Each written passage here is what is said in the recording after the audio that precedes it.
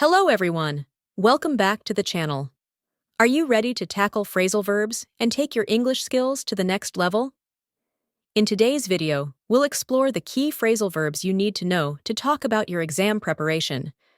Don't worry if you're feeling stuck. We'll make it easy and fun. So let's get started. How's your week going, Mia?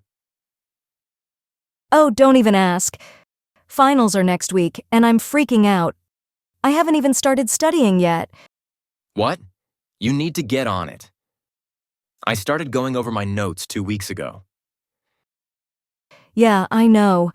I've been putting it off for way too long. I guess I'll just have to cram everything in the next few days.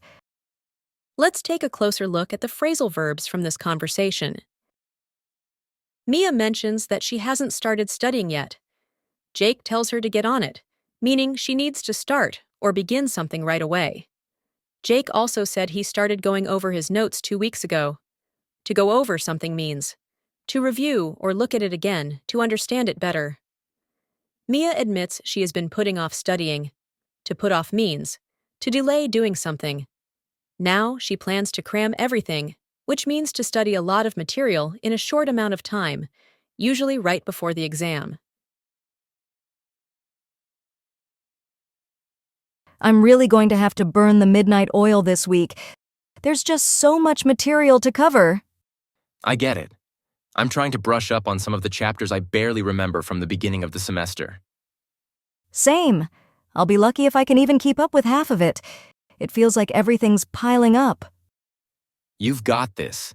Just break it down into smaller sections and focus on what's most important.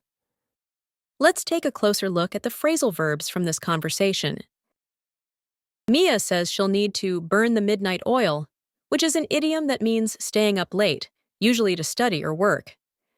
Jake is trying to brush up on some old material. To brush up on something means to refresh your knowledge on a subject you've learned before, but may have forgotten. Mia is struggling to keep up with all the studying. To keep up with means to maintain the same pace or progress as others or as needed. Jake advises Mia to break it down into smaller parts, which means to divide the material into more manageable sections. By the way, do you know what's going to be on the test? Sort of.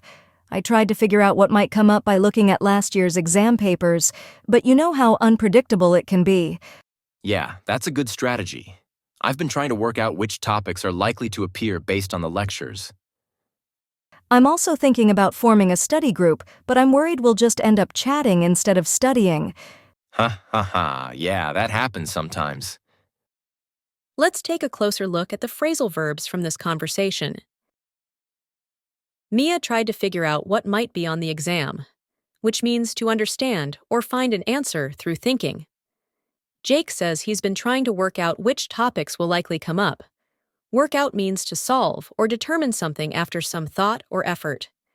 Mia also talks about forming a study group, which means creating or starting one.